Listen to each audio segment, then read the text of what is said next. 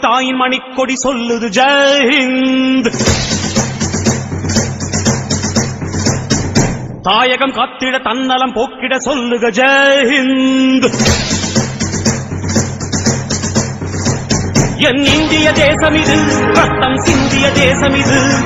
என் இந்திய தேசமிது ரத்தம் சிந்திய தேசமிது. காந்தி மகான் வந்த கண்ணிய பூமி இது.